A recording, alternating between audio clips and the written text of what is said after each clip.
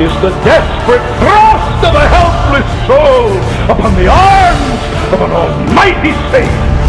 Are you doing what Jesus, who speaks the words of the Father, are you doing what he says? Seek first the kingdom of God. Are you taking every step necessary to stop feeding your lust in God's name? Why?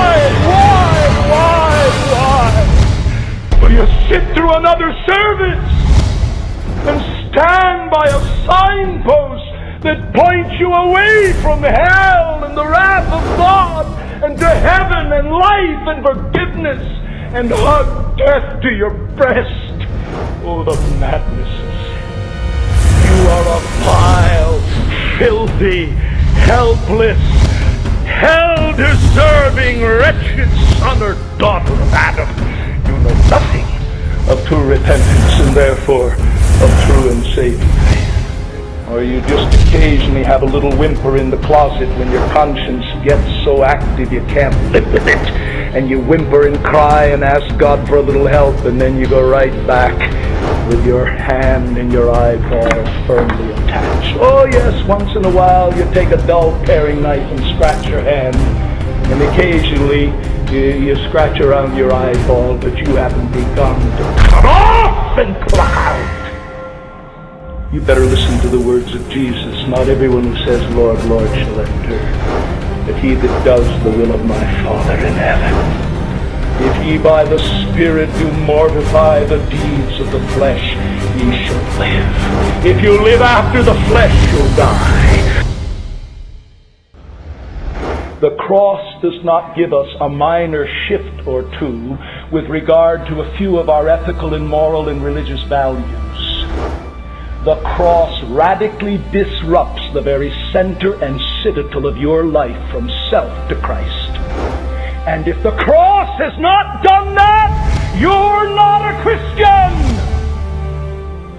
My friend, face it.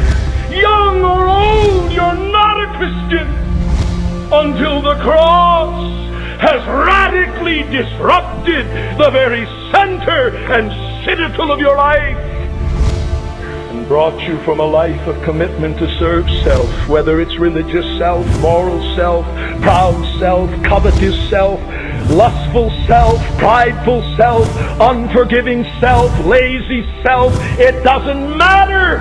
What are the focal points of the reign of your self? If you've gone to the cross in union with Christ, it's been shattered.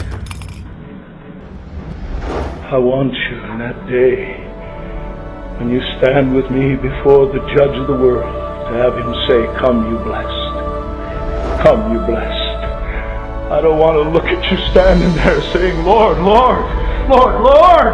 I named you in earth. I named you before the elders. I named you before the church.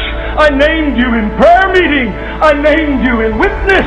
And Lord, now, Lord, Lord, did I not this? Did I not that? I don't want to hear him say, depart from me. I never knew you. You worker of iniquity. You never were made a doer of the will of God. You learned enough, and you learned what to say properly enough to be accepted for what you professed yourself to be on earth. But now the day of judgment is come, and the truth is now to be known.